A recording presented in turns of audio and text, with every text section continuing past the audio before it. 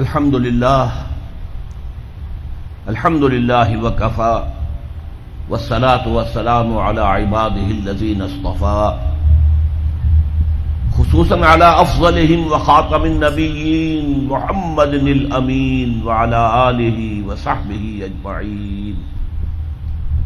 أما بعد فقد قال الله تبارك وتعالى كما ورد في سورة نوح: اعوذ باللہ من الشیطان الرجیم بسم اللہ الرحمن الرحیم انا ارسلنا نوحا الى قومه ان انذر قومك من قبل ان يأتيهم عذاب علیم قال يا قوم اعبدوا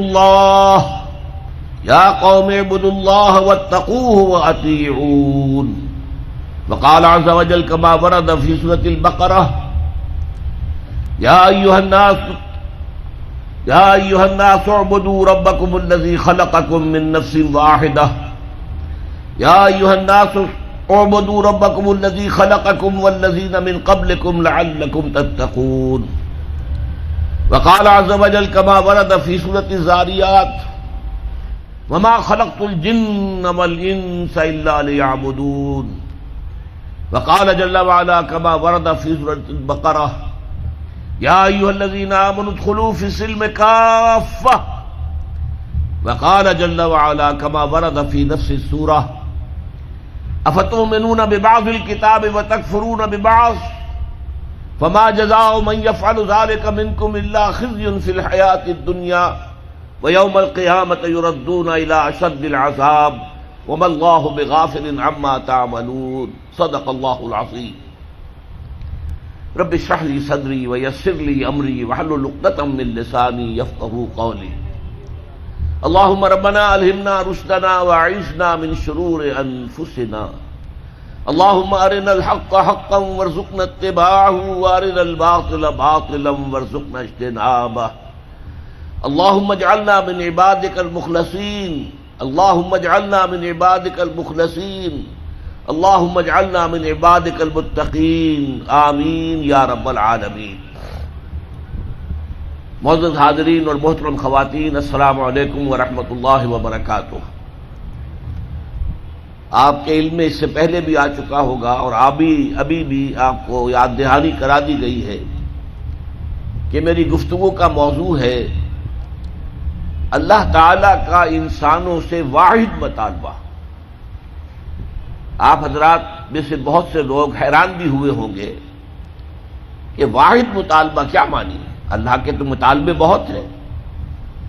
نماز پڑھو 5 وقت، روزہ رکھو رمضان کا، صاحب نصاب ہو تو زکوٰۃ ادا کرو، اور صاحب استطاعت ہو تو حج کرو، اپنا مال خرچ کرو اللہ کی راہ میں، خنزیر مت کھاؤ، مردار مت کھاؤ، خون مت کھاؤ، اور جو چیزیں اللہ کے سوا کسی اور کے نام پر ذبح کی گئی ہوں ان کا گوشت مت کھاؤ، شراب نہ پیو، سود مت کھاؤ، جوا مت کھیلو. تو شریعت کے احکام جتنے بھی ہیں وہ اللہ کے مطالبات ہیں. لیکن مسئلہ یہ ہے کہ اگر ہم ایک لفظ میں کہنا چاہیں کہ ہمارا رب ہم سے کیا چاہتا ہے، ایک لفظ میں، اس کے لیے میں آپ کو ایک حدیث بھی سنا دوں. ایک بدو صحابی حضور کی خدمت میں حاضر ہوئے، دیہاتی تھے.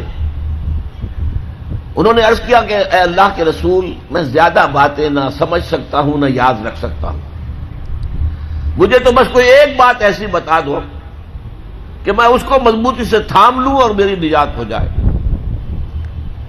حضور نے یہ نہیں فرمایا کہ یہ تم کیا بے وقوفی والا سوال کر رہے ہو، کوئی ایک بات تو نہیں ہے، دین کی تو بہت سی باتیں. آپ نے تو ہمیں بھی اصول بتایا ہے کہ کلموا الناس علی قدر عقولہم، لوگوں سے گفتگو کیا کرو ان کی عقل اور فہم کے مطابق. لہذا آپ نے جواب دیا قل آمنت باللہ ثم استقم، بات ختم. کہو میں ایمان لایا اللہ پر، پھر اس پر جم جاؤ. اب یہ کہنا تو آسان ہے میں اللہ پر ایمان لایا، لیکن جم جانا، ثم استقم، اس استقامت میں قیامت مضمر ہے. اسی طرح ایک لفظ میں اگر آپ اللہ تعالیٰ کے تمام احکام کو جمع کرنا چاہیں تو وہ لفظ عبادت ہے.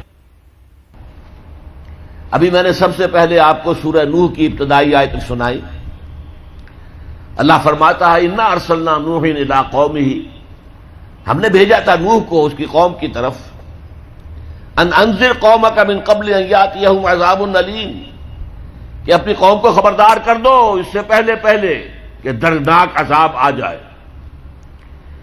اس حکم پر عمل کرتے ہوئے حضرت نوح نے کیا کہا؟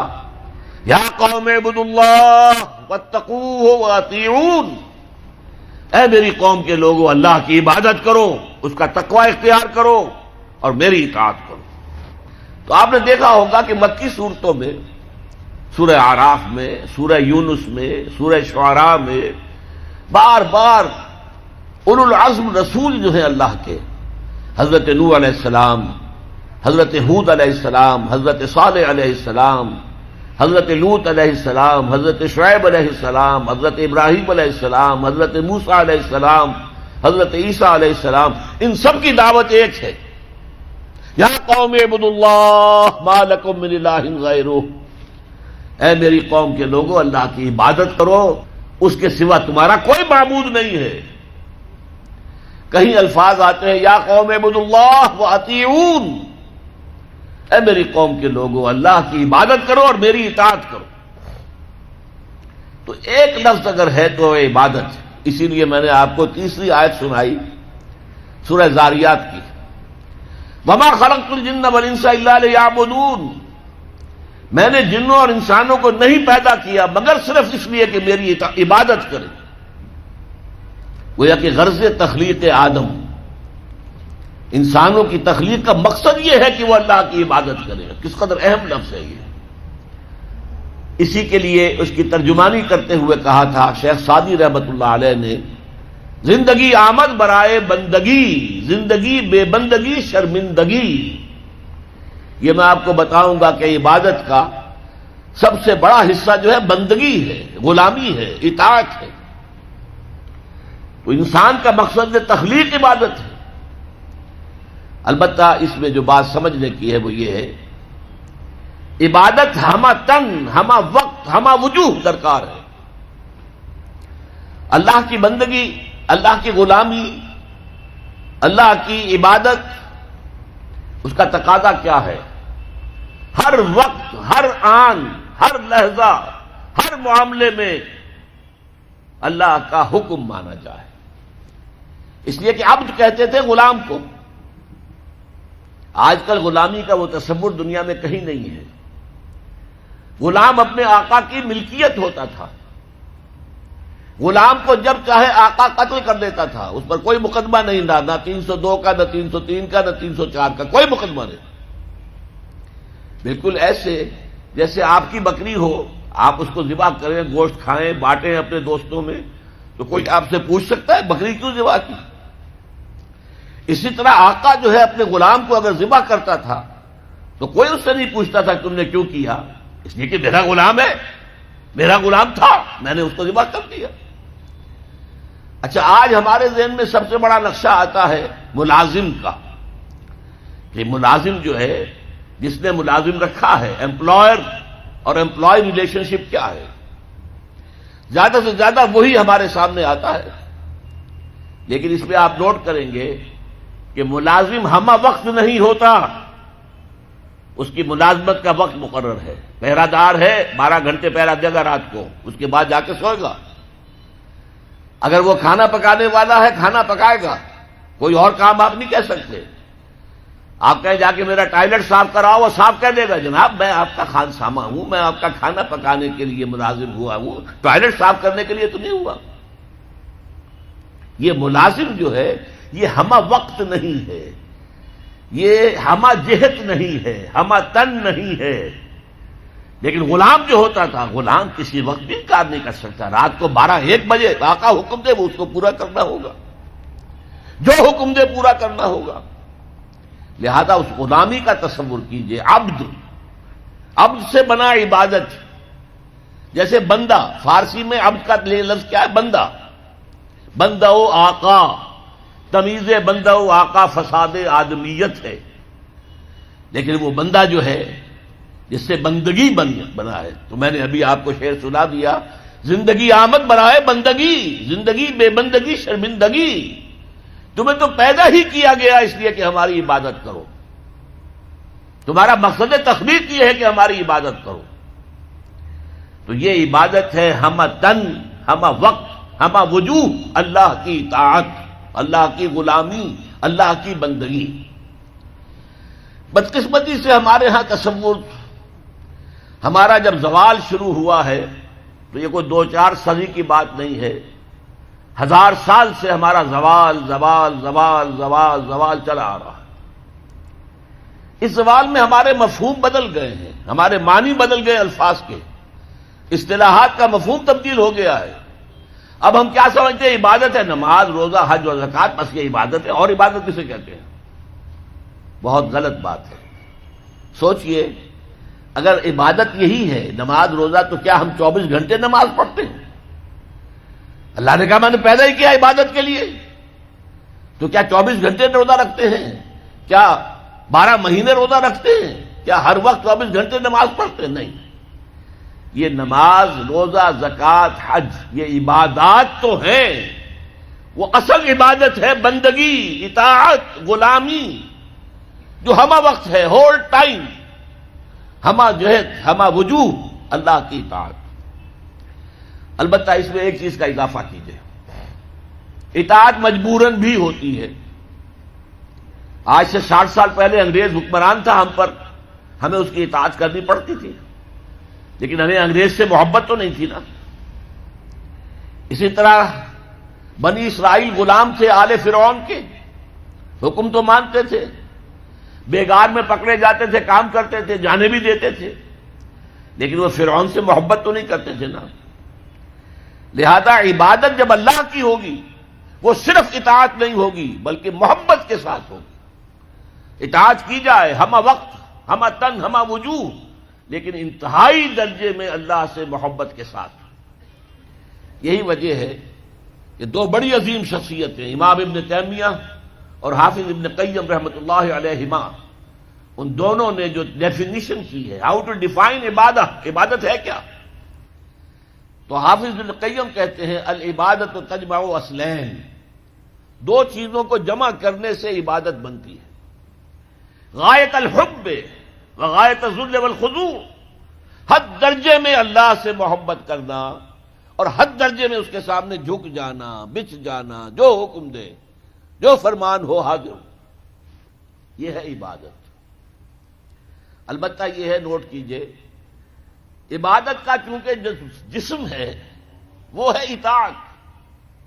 جیسے میرا یہ جسم ہے، 2.5 من کا وزن ہے، لیکن اس کی اصل حقیقت وہ جان ہے۔ وہ جان نہ ہو تو جلد از جلد نہلا کے دھلا کے کفن پہنا کے قبر میں اتار دیں گے کہ کہیں خام خواہ جسم جو ہے گل سڑ نہ جائے۔ اصل شے جان ہے، جان تو نظر نہیں آتی، نظر تو جسم آتا ہے۔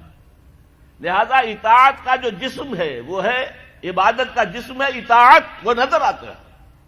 اللہ کا حکم ہے نماز پڑھو، نماز پڑھتے نظر آتا ہے کہ نہیں؟ اللہ کا حکم ہے روزہ رکھو، ہم نے روزہ رکھا تو سامنے والوں کو معلوم ہو گیا کہ نہیں کہ روزہ رکھا ہے۔ اللہ کا حکم ہے زکوٰۃ دو، تو ہم زکوٰۃ دیتے ہیں تو لوگوں کو پتہ چلتا ہے کہ ہم نے زکوٰۃ دی ہے۔ اللہ کا حکم ہے کہ اگر صاحب استطاعت ہو تو حج کرو، تو جب ہم حج کرتے ہیں لوگوں کو نظر آتا ہے کہ ہم حج کر رہے ہیں۔ لیکن یہ عبادت تب بنے گی جبکہ اس میں حد درجے کی محبت شامل ہو جائے۔ الا لا ایمان لمن لا محبت له، الا لا ایمان لمن لا محبت له، الا لا ایمان لمن لا محبت له، جس میں یہ محبت نہیں ہے اس کا کوئی ایمان نہیں۔ محبت اللہ کی نمبر 1 اور محبت اس کے رسول کی نمبر 2، یہ دونوں محبتیں ہوں تو ایمان ہے، ورنہ نہیں۔ قرآن میں فرمایا گیا والذین آمنوا اشد حبا للہ، اشد حبا للہ، اشد کا لفظ آپ جانتے ہیں شدید ترین۔ جو واقعی صاحب ایمان ہیں وہ شدید ترین محبت کرتے ہیں اللہ کے ساتھ۔ اور رسول نے اپنے بارے میں فرما دیا بہت خوبصورتی سے، لا یؤمن احدکم حتی اکون احب الیہ من والدہ وولدہ والناس اجمعین، تم میں سے کوئی شخص مومن نہیں ہو سکتا جب تک کہ میں اسے اس کے باپ سے، اس کے بیٹے سے اور تمام انسانوں سے زیادہ محبوب نہ ہو جاؤں۔ تو یہ محبت روح ہے، نظر تو نہیں آتی، نظر آئے گی اطاعت کہ آپ نے اللہ کا حکم مانا، رسول کا حکم مانا، لیکن یہ اطاعت عبادت تب بنے گی جبکہ اللہ کی محبت کے جذبے سے سرشار ہو کر اللہ کی اطاعت کی جائے۔ تو لفظ عبادت کا پہلا اطلاق اطاعت پر ہے، البتہ اس کی روح جو ہے وہ محبت ہے۔ روح نظر نہیں آئے گی، جسم نظر آئے گا، لہذا عبادت کا جسم اطاعت، اللہ کی اطاعت ہمہ تن ہمہ وقت ہمہ وجوہ، اور اللہ کی اطاعت کا راستہ اللہ کے رسول کی اطاعت۔ بمصطفیٰ برساں خویش را کے دی ہمہ اوست، اگر بہو نہ رسیدی تمام بول حبیث، اپنے آپ کو مصطفیٰ صلی اللہ علیہ وسلم کے قدموں میں پہنچا دو۔ اگر وہاں تک نہیں جاؤ گے تو یہ سب بو لہبی ہے، پھر باقی ساری باتیں جو ہے اس کا اسلام سے کوئی تعلق نہیں۔ اور حضور کی حدیث میں آپ کو سنا چکا، لا یؤمن احدکم حتی اکون احب الیہ من والدہ وولدہ والناس اجمعین، تم میں سے کوئی شخص مومن ہو ہی نہیں سکتا جب تک کہ میں اسے تمام انسانوں سے، یہاں تک کہ اپنے باپ سے، اپنے بیٹے سے بھی زیادہ محبوب نہ ہو جاؤں۔ اب ایک نقطہ اور سمجھیے کہ میں نے بھی مانا نماز بھی عبادت ہے، روزہ بھی عبادت ہے، یہ عبادات ہے، تو کیا تعلق ہے ان عبادات کا اس عبادت کے ساتھ جس کی تم بات کر رہے ہو؟ دیکھیے، یہ کوئی تمبو کہیں لگا ہوا ہوتا ہے، شامیانہ ہے، تو چار اس کی طرف جو ہے وہ کھڑے ہوتے ہیں بانس، ان کے اوپر وہ شامیانہ تنا ہوا ہے۔ چار عبادتیں اللہ نے دی ہیں انسانوں کو، مسلمانوں کو، اہل ایمان کو، تاکہ بڑی عبادت کر سکیں۔ یہ بڑی عبادت ہمہ وقت ہمہ تن ہمہ وجوہ اللہ کی اطاعت کرنا آسان کام نہیں ہے۔ ہمارا نفس ہے جو برائی کی طرف ہمیں آمادہ کرتا ہے، شیطان لعین ہے، اس کی سلبی اور مانوی ذریت ہے، وہ ہمیں برائی کی طرف دھکیلتے ہیں۔ پھر مال کا لالچ ہے، وہ ہمیں بری طرف دھکیلتا ہے۔ ہمارے نفس کے تقاضے ہیں، چٹخارا چاہیے، عیش چاہیے، یہ ساری چیزیں جو ہیں ان کے ساتھ مقابلہ کریں گے تو اللہ کی بندگی کر سکیں گے، اللہ کی اطاعت کر سکیں گے، اللہ کی عبادت کر سکیں گے۔ لہذا چار عبادات دے دی، چار یہ بانس، چار ستون جن پر چھت کھڑی ہوئی ہے عبادت کی، عبادت۔ اور وہ ستون نمبر 1 کیا؟ نماز۔ کس لیے؟ تاکہ بھول نہ جاؤ کہیں۔ 5 دفعہ دن رات میں نکلو اپنے کاروبار سے، صبح نیند بڑی ٹھنڈی ہوتی ہے، بڑی ٹھنڈی ٹھنڈی ٹھنڈی ہوا، ساری رات ہنس رہا ہو تب بھی صبح ضرور کچھ نہ کچھ ہوا چلتی، مریض ساری رات تڑپتا رہا ہو لیکن صبح کے وقت آ کر اسے کچھ نہ کچھ سکون آتا ہے۔ تو فجر کی نماز کی اذان ہو گئی ہے، سن لی ہے، لیکن لیٹنے کو جی چاہ رہا ہے۔ اس کے خلاف جد و جہد کریں گے، اپنے نفس کے خلاف، تبھی تو اٹھیں گے نا۔ آؤ اٹھو، جاؤ مسجد میں، اللہ سے اپنا عہد جو ہے جو تم نے کیا ہوا ہے بندگی کا عہد، جاؤ تازہ کرو اسے۔ 4 رکعتوں میں 4 دفعہ کہو ایاک نعبد و ایاک نستعین، اے اللہ ہم تیری ہی بندگی کرتے ہیں، تجھ ہی سے مدد مانگتے ہیں۔ پھر تم دھندا کرو گے، کاروبار کرو گے، دفتروں میں جاؤ گے، پھر ظہر کے وقت پھر آ جاؤ مسجد میں، پھر عہد تازہ کرو، پھر کوئی تھوڑا سا قیلولہ کر لیا، کوئی تھوڑا سا آرام کر لیا، کچھ کھانا کھایا، پھر گئے اپنی دکان پر، لیکن پہلے عصر کی نماز پڑھ لو، پہلے تم اپنا عہد جو ہے پھر تازہ کر لو، پھر غروب وقت، غروب سورج کے وقت پھر تازہ کرو، رات کو سونے سے پہلے پھر تازہ کرو۔ حفیظ جالندری کا بڑا عمدہ شعر ہے کہ سرکشی نے کر دیے دھندلے نقوش بندگی، آؤ سجدے میں گرے لوح جبیں تازہ کریں۔ یہ ہماری یہ سلیٹ ہے، لوح تختی ہے، اس پر لکھا ہوا کہ ہم اللہ کے بندے ہیں، لیکن سرکشی جو اندر سے آ رہی ہے نفس کی، اس نے اس لوح کے اوپر جو لکھا ہوا ہے ہم اللہ کے بندے ہیں اسے دھندلا کر دیا ہے۔ آؤ سجدے میں گریں، زمین پر اپنی اس پیشانی کو رگڑیں تاکہ وہ بنگ جو نقش ہے بندگی کا وہ تازہ ہو جائے۔ سرکشی نے کر دیے دھندلے نقوش بندگی، آؤ سجدے میں گریں لوح جبیں تازہ۔ اچھا، ایک میں نے کہا نفس ہے، نفس امارہ ہے، اس کو چٹخارے چاہیے، اس کا مقابلہ کرنے کے لیے روزہ دیا۔ دیکھو روزے میں تم صبح سے شام تک حلال چیز بھی نہیں کھاؤ گے، پانی بھی نہیں پیو گے۔ اب تو رمضان جو آتا رہا ہے، اب سردیوں میں پتہ ہی نہیں چلتا روزہ کیا ہوتا ہے کیا نہیں ہوتا، لیکن اب آ رہا ہے رفتہ رفتہ، بہرحال وہ تو آتا ہے، ہر 30-33 برس کے بعد لازماً وہ سائیکل مکمل ہو جاتا ہے۔ پھر آئے گا مئی کا مہینہ، مئی کا روزہ، حلق خشک. آپ دفتر سے آئے ہیں تو زبان باہر نکلنے کو آ رہی ہے خشکی کی وجہ سے، پیاس شدید ہے، گھر میں داخل ہوئے ہیں، فریج میں رکھا ہوا ٹھنڈا پانی بھی ہے، مشروب بھی ہے، نہیں پی سکتے، اللہ کی اجازت نہیں. بھوک لگی ہوئی ہے، کھا نہیں سکتے، بہترین کھانے ہیں، نہیں کھانا، اللہ کی اجازت نہیں ہے. یہ کس لیے ہے کہ تم نے 1 مہینے صبح سے شام تک حلال چیز بھی نہیں کھائی، حلال مشروب نہیں پیا، تو بقیہ 11 مہینے حرام سے تو بچو. یہ استعداد پیدا کرنے کے لیے روزہ. یا ایھا الذین آمنوا کتب علیکم الصیام کما کتب علی الذین من قبلکم لعلکم تتقون، تاکہ تمہارے اندر تقوی پیدا ہو جائے. مال کی محبت کو دل سے نکالنے کے لیے زکوٰۃ دو، صدقات دو، انفاق کرو، نکالو اس مال کو، نکالو. جتنا یہ مال نکلے گا اتنا ہی دل کے اندر سے مال کی محبت کم ہوگی. اور یہ ساری چیزیں حج میں جمع کرنی، خرچ بھی ہوتا ہے. احرام کے اندر پابندیاں بھی ہیں. احرام کی حالت میں زن و شوہر کا تعلق نہیں ہو سکتا، بیوی اور شوہر کا. اسی طریقے سے آپ بال نہیں توڑ سکتے اپنا. اور پھر یہ ہے کہ اس کے اندر ذکر بھی ہے، تلبیہ بھی ہے، لبیک اللہم لبیک لبیک لا شریک لک لبیک ان الحمد والنعمت لک والملک لا شریک لک. یہ ترانہ جو ہے حمد کا اور ترانہ توحید وہاں پر پڑھا جا رہا ہے. تو کیا مطلب بات سمجھ میں آئی؟ یہ 4 عبادات اس لیے دی ہے کہ وہ بڑی عبادت ہم کر سکے، کہ ہم سے کہیں اللہ کے کسی حکم کے خلاف کوئی حرکت سرزد نہ ہو جائے. ہر وقت ہمہ تن، ہمہ وقت، ہمہ وجوہ اللہ کی بندگی، اللہ کی اطاعت. اب تیسرا نقطہ ذرا کڑوا ہے. اب تک کی باتیں تو آپ کو اچھی لگی ہوں گی، اب کڑوی بات ہے. یہ اطاعت اللہ کو مطلوب ہے، کلی اطاعت، جسے آپ کہتے ہیں نا پیکج ڈیل. بھائی یہ معاملہ اس طرح نہیں ہوگا، یہ پیکج ہے، ٹیک اٹ اور لیو اٹ. اللہ کہتا ہے یا میری اطاعت کرو تو ہمہ تن کرو، ہمہ وقت کرو. یہ نہیں کہ کچھ میری اطاعت کر لی، کچھ نفس کی اطاعت کر لی، کچھ کسی اور کی اپنی برادری کے رواج کی اطاعت کر لی.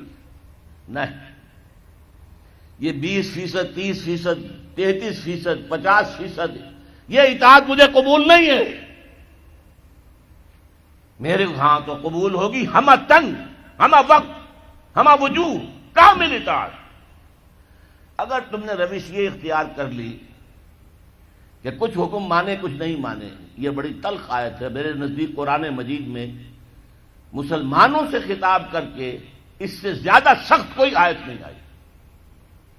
افتؤمنون ببعض الکتاب وتکفرون ببعض، کیا تم ہماری کتاب شریعت کے بعض حصے کو مانتے اور بعض کو نہیں مانتے؟ نماز کا حکم کس نے دیا؟ میں نے. نماز تم پڑھتے ہو. سود کی حرمت کا حکم کس کا ہے؟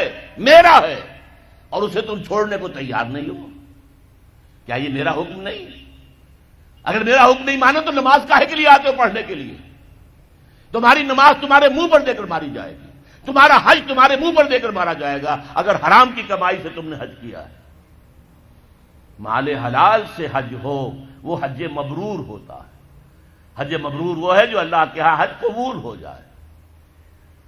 آپ کی دعائیں کیوں نہیں قبول ہوتی؟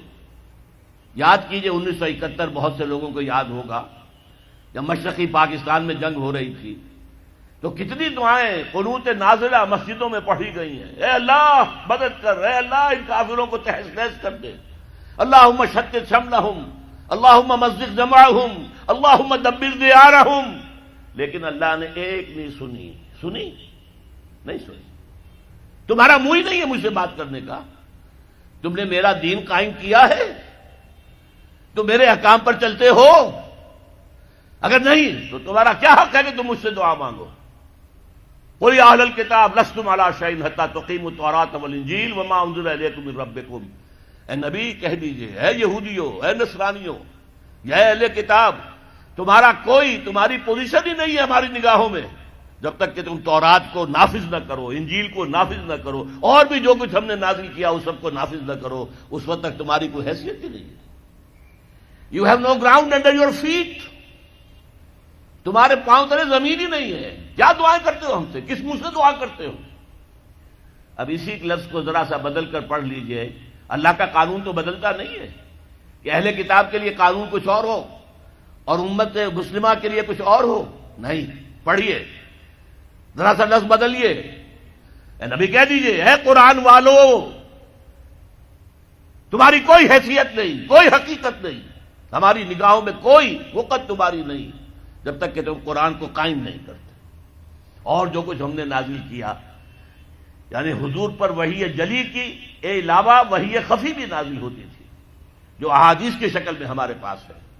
تو قرآن بھی ہم نے نازل کیا، قرآن نازل کیا، اس کو نافذ کرو، اور سنت رسول بھی ہم نے نازل کی ہے، اس کو بھی اطاعت کرو، اس کو مانو، اس کی پیروی کرو. اچھا اگر یہ نہیں کرو گے اس کی سزا کیا ہے؟ افتؤمنون ببعض الکتاب وتکفرون ببعض، کیا تم ہماری شریعت اور کتاب کے ایک حصے کو مانتے اور ایک کو نہیں مانتے؟ ایک حکم سر آنکھوں پر، ایک حکم پاؤں تلے رون دیتے ہو. فما جزاء من يفعل ذلك منکم، تو کوئی سزا نہیں ہے ان کی جو یہ حرکت کریں گے تم میں سے، الا خزي فی الحیات الدنیا، سوائے اس کے کہ دنیا کی زندگی میں ذلیل و خوار کر دیے جاؤ. وَيَوْمَ الْقِيَامَةِ يُرَدُّونَ إِلَىٰ أَشَدِّ الْعَذَابِ، اور قیامت کے دن شدید ترین عذاب میں جھونک دیے جاؤ. وَمَا اللَّهُ بِغَافِلٍ عَمَّا تَعْمَلُونَ، جو کچھ تم کر رہے ہو اس کی حقیقت سے اللہ ناواقف نہیں ہے، بے خبر نہیں ہے.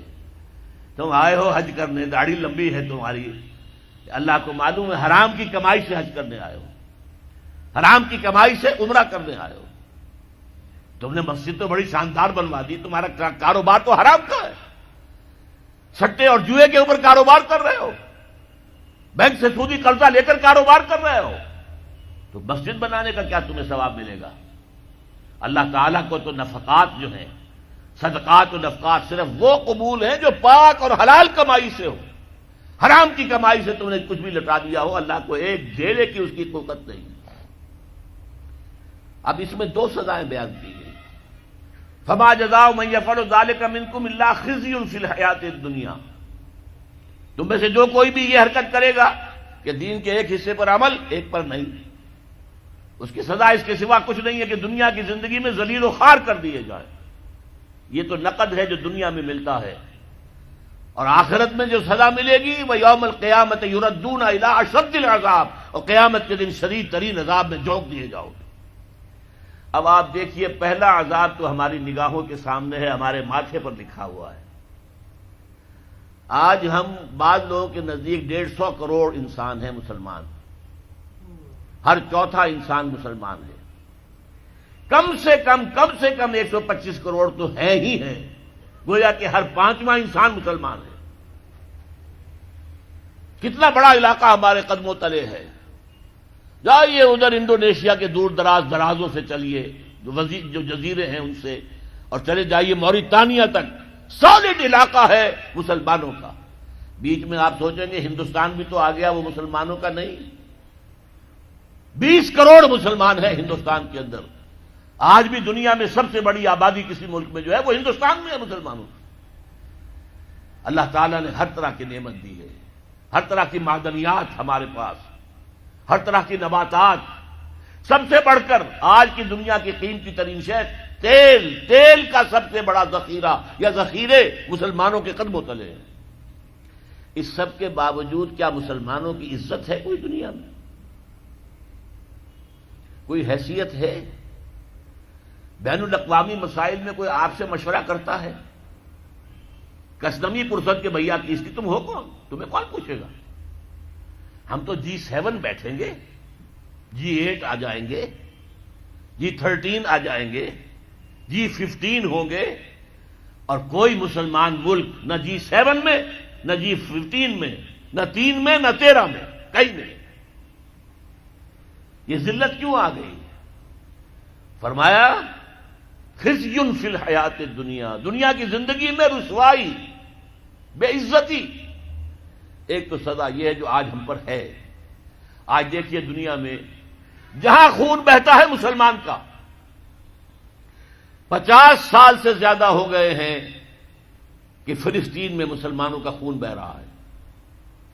کتنے سال ہو چکے، 30 سال کے قریب ہونے کو آئے کہ کشمیر میں خون بہہ رہا ہے۔ روزانہ آپ کے اخبار میں لکھا ہوتا ہے آج 8 اور شہید ہو گئے، آج 15 اور شہید ہو گئے، آج 10 اور شہید ہو گئے۔ یہ ٹی وی پر بھی آپ دیکھتے ہیں، مناظر بھی دیکھتے ہیں۔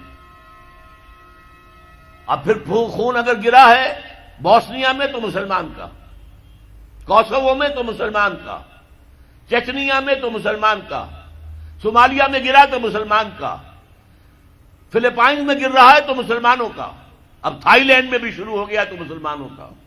جہاں دیکھو، وہ جو کبھی کہا تھا کسی نے، ہو گیا مانند آب ارزاں مسلمان کا لہو، پانی کی طرح یہ سستا ہو گیا مسلمان کا لہو۔ ساری دنیا میں مسلمانوں کا خون بہ رہا ہے، اور کم ہمتی کا عالم یہ ہے، بزدلی کا عالم یہ ہے کہ ہم یہ کہہ کر کھڑے ہو کر کہہ نہیں سکتے کہ انف از انف، تم نے جو کچھ ہمارے ساتھ کیا ہے اب ہمارے میدان میں ہم مقابلہ کریں گے۔ اس طرح بکریوں کی طرح، بھیڑوں کی طرح مارے نہیں کھائیں گے۔ ہے کسی ملک میں یہ طاقت کہ یہ کہہ دے؟ ہاں بیچارے کچھ جانے وہ اپنی جان دے کر اپنا سوسائڈ بمبنگ سے اپنے آپ کو اڑا کے 8-10 کو اور اڑا لیتے ہیں، بس اور کیا۔ لیکن وہاں تو بمبارڈمنٹس ہوتی تھی۔ اسرائیل میں جو کچھ ہوا ہے، فلسطین میں بلڈوزر آ رہے ہیں، محلے کے محلے سب گھر جو ہیں وہ مسمار۔ ایک امریکہ کی عورت آئی ہوئی تھی صحافیہ، وہ کہیں بیٹھ گئی بلڈوزر کے سامنے کہ نہیں گرانے دوں گی میں یہ مکان، اس کو بھی کچل کے رکھ دیا۔ یہ حال تو دنیا میں تو جو ایک بے عزتی والا عذاب ہے، فما جزاء من یفعل ذلک منکم الا خزی فی الحیات الدنیا، دنیا کی زندگی میں رسوائی، بے عزتی۔ اب یوم القیامہ جو ہے مستحق تو ہم اسی کے ہو چکے ہیں کہ شدید ترین عذاب میں جھونک دیے جائیں۔ وَيَوْمَ الْقِيَامَةِ يُرَدُّونَ إِلَىٰ أَشَدِّ الْعَذَابِ، لیکن اللہ کی رحمت، اس سے امید ہے بخش دے ہمیں۔ اللہ کی رحمت جو ہے ہمیں اپنے سائے میں لے لے تو بات دوسری ہے، ورنہ مستحق تو ہم اس کے ہو چکے ہیں۔ کیوں؟ تم مسلمان کہلاتے ہو، اور ذرا سنیے، تم نے پاکستان بنایا اسلام کے نام پر، کہاں ہے وہ اسلام؟ میرا حکم ہے کہ چور کا ہاتھ کاٹو، تم کاٹتے ہو۔ میرا حکم ہے کہ زانی اور زانیہ اگر غیر شادی شدہ 100 کوڑے برسر عام مارو، چاہے وہ عورت ہو، برسر عام کوڑے لگائے جائیں، تم کرتے ہو؟ میں نے کہا اگر سود نہیں چھوڑو گے تو اعلان جنگ ہے میری طرف سے، فاذنوا بحرب من اللہ ورسولہ، اللہ اور اس کے رسول کی طرف سے اعلان جنگ ہے، الٹیمیٹم ہے۔ تم چھوڑتے ہو سود کو؟ تمہاری تو ساری معیشت جو ہے اس کا تانا بانا سود اور جوئے پر ہے۔ جوئے کا حد تو یہ ہو گیا، بسکٹ بیچنا ہو تو اس کے لیے بھی لاٹری چل رہی ہے، بسکٹ کے ڈبے میں فلاں چیز نکل آئے گی تو قرعہ اندازی ہوگی، آپ کو ایک کار بھی مل سکتی ہے بسکٹ کے ایک ڈبے کے ذریعے سے۔ لوگ لگے ہوئے ہیں، یہ گھی کا ڈبہ اگر لوگے ہمارا تو اس میں سے کوئی سونے کا ٹکڑا بھی نکل کے آ سکتا ہے۔ تو سود اور جوا یہ ہمارے تانا بانا ہے ہماری پوری معیشت کا۔ یہ جب ہوگا تو آخرت کا عذاب تو ہم مستحق تو ہو چکے ہیں، باقی اللہ تعالیٰ بخش دے، یہ بات دوسری ہے۔ اب ذرا آئیے عملی مسئلے کی طرف، کیا کریں؟ ہم ایسے ملک میں رہ رہے ہیں جس میں اللہ کا قانون نافذ نہیں ہے، جس کا مالی نظام سود اور جوئے پر ہے، ہم اس کو بدل نہیں سکتے، کیا کریں؟ کہاں جائیں؟ کس طرف جاؤں؟ کسے دیکھوں؟ کسے آواز دوں؟ اے ہجوم نامرادی، دل بہت گھبرائے ہے، کہاں جاؤں؟ دنیا میں 1 انچ نہیں ہے، کوئی ملک نہیں ہے جہاں اے اللہ تیرا دین قائم ہو، جائیں تو کہاں جائیں؟ اور اگر تھوڑی سی دیر کے لیے کچھ اسلام کے احکام نافذ ہو گئے تھے افغانستان میں، تو انہوں نے بھی تو آنے کی اجازت تو نہیں دی کہ آ جائیں باہر لوگ اور یہاں پر آباد ہو جائیں۔ زمین نہیں خرید سکتے، ہماری قوم کہے گی کہ ہماری زمینیں بیچ رہے ہیں۔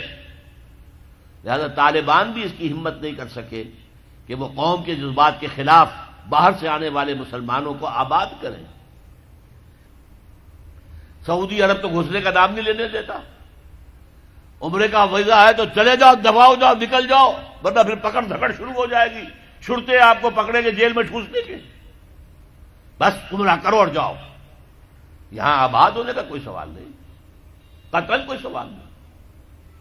لہذا کیا کریں اب، یہ سوچنے کی بات ہے۔ دیکھیے ہماری بندگی جزوی ہے، نمازیں ہم پڑھ رہے ہیں، روزے ہم رکھ رہے ہیں، مسجدیں عالی شان بنائی ہیں، مدرسے بھی بہت بڑے بڑے بن گئے ہیں، واقعتاً اس میں کوئی شک نہیں، لیکن سوال یہ ہے کہ اوپر جو چھت ہے وہ تو کافرانہ ہے، قانون تو اللہ کا نہیں ہے، کتاب و سنت کے احکام تو نافذ نہیں ہے۔ ہاں نماز ہے، روزہ ہے، حج ہے، زکوٰۃ ہے، تو نماز اور روزہ تو ہندوستان میں بھی ہو رہا ہے۔ وہ تو چند ایک مسجدیں ہیں جنہیں وہ تاریخی اعتبار سے کہتے ہیں کہ یہ ہمارے مندر ہوتے تھے جنہیں مسجد بنایا گیا، ورنہ وہاں پر ہزاروں لاکھوں مسجدیں ہیں، آباد ہیں، لوگ نمازیں پڑھتے ہیں، کوئی روکتا ہے انہیں؟ ہم نے یہ ملک بنایا تھا کہ یہاں اسلام کا نظام قائم کریں گے۔ نماز تو آپ امریکہ میں جا کر پڑھیے، امریکہ کو کوئی اعتراض ہی نہیں۔ You have come here, you have purchase synagogues and churches and you have turned them into mosques۔ ہم نے کوئی اعتراض نہیں کیا، تم نے چرچ خریدے، تم نے synagogues خرید لیے جو یہودیوں کی عبادت گاہیں ہوتی ہیں، اور انہیں مسجد بنا لیا، ہم نے کوئی اعتراض نہیں کیا، we never objected۔ لیکن تم کہو کہ اسلام کا نظام ہم قائم کریں گے، نہیں کرنے دیں گے تمہیں کبھی بھی۔ تم چاہو کہ تم اسلام کا معاشی نظام قائم کرو، کبھی اجازت نہیں دیں گے۔ تم چاہو کہ اسلام کی معاشرتی اقدار کو تم قائم کرو، کبھی نہیں کرنے دیں گے۔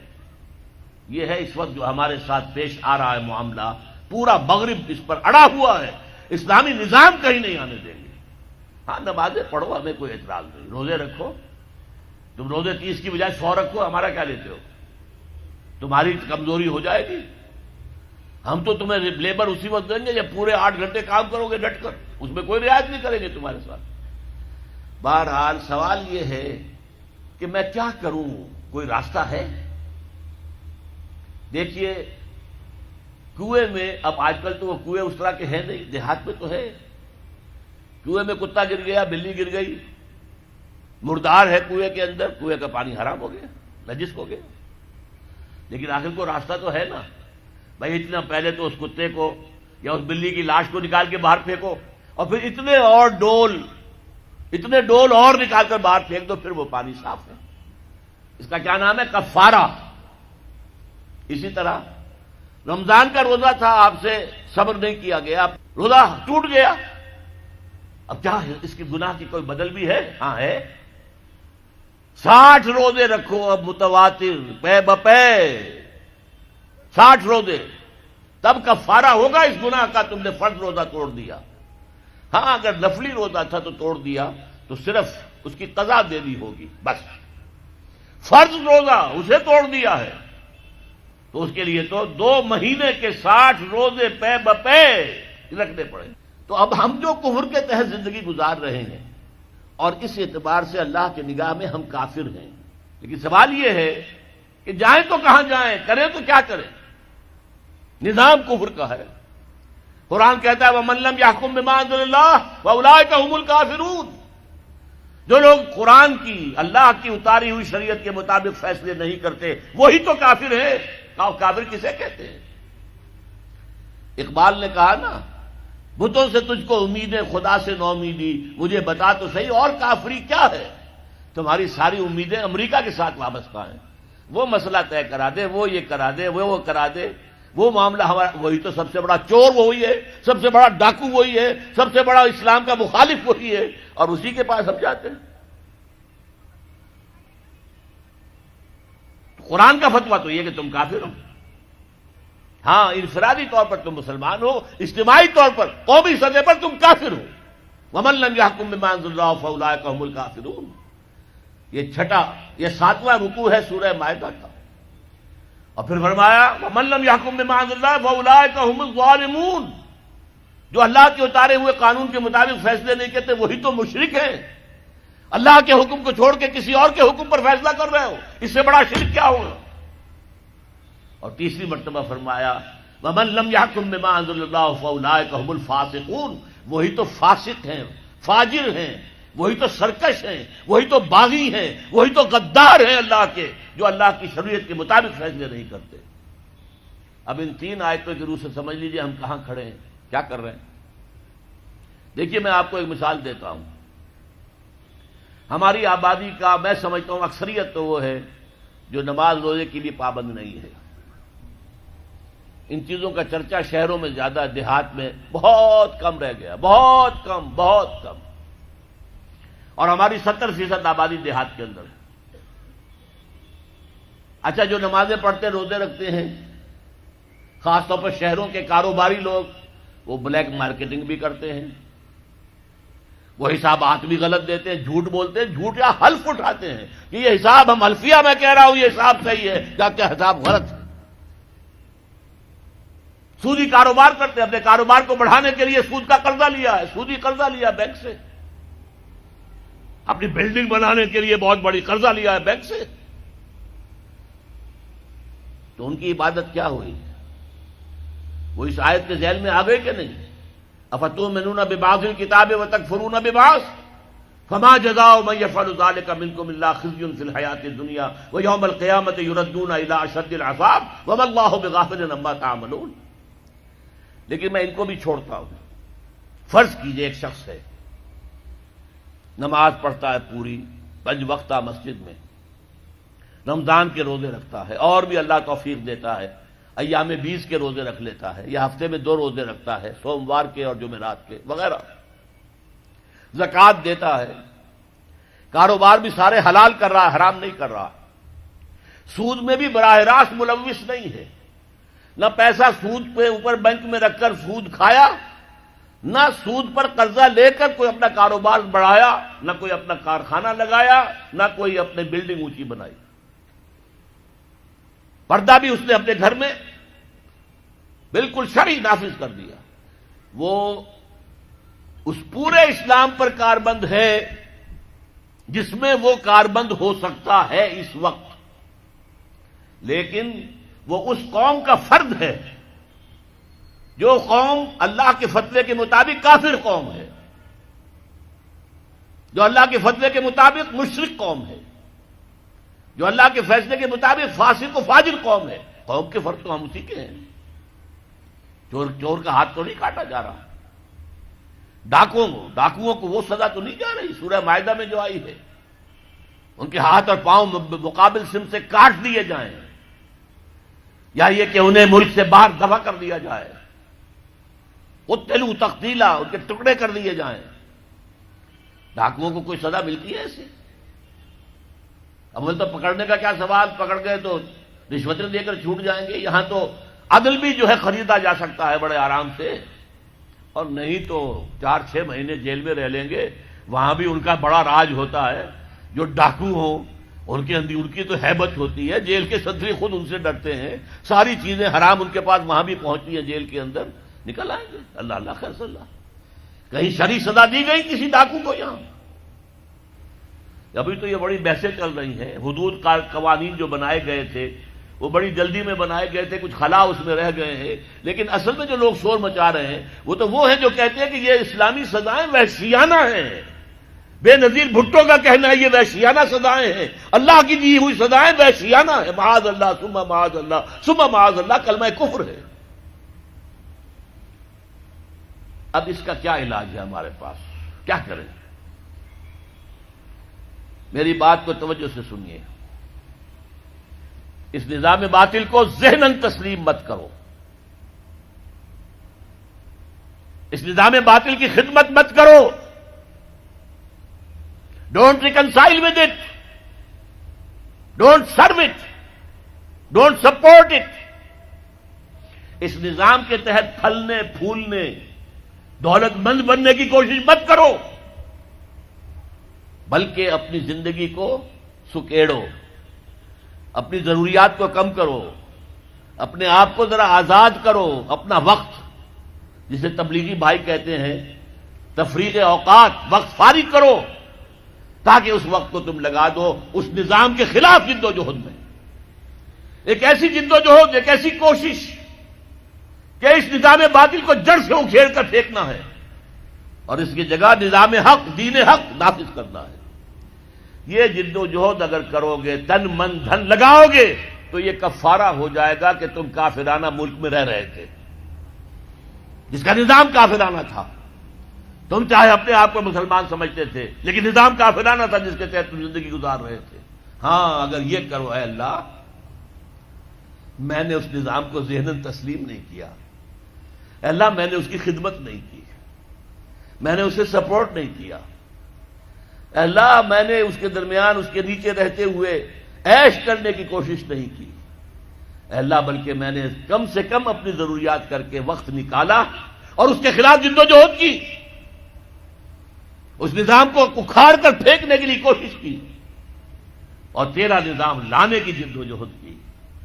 لا نہیں سکے تو اے اللہ ہم کیا کریں، ہمارے اختیار میں تو نہیں ہے، وہ آئے گا تو اسی وقت جب تیری مرضی ہوگی، تیرا منشا ہوگا، لیکن ہم نے اپنی زندگی لگا دی۔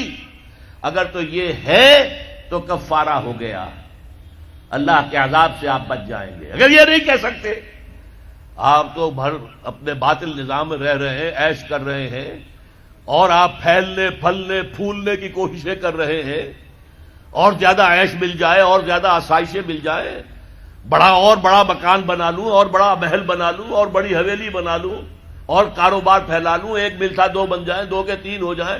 اگر اس چکر میں آپ رہے اس نظام باطل کے تحت تو آپ اسی کے ایبیٹر ہیں، آپ اسی کے مؤید ہیں، آپ اس کے سپورٹر ہیں، اور آپ بھی اتنے ہی بڑے مجرم ہیں جتنا بڑا یہ نظام مجرم۔ یہ ہے وہ بات جو میں نے سمجھی ہے قرآن مجید کے مطالعے سے، حدیث نبوی کے مطالعے سے، سیرت نبوی کے مطالعے سے، کہ اگر ایک شخص باطل نظام کے تحت زندگی گزارنے پر مجبور ہے، مجبور کیوں ہے؟ مجبور اس لیے کہ کوئی اور جگہ ہے ہی نہیں ہے، اللہ اب چلے جاتے وہاں، ہم ہجرت کرتے، لیکن ہے ہی کوئی جگہ نہیں جہاں اسلام کا نظام قائم ہے، تو کہاں جائیں؟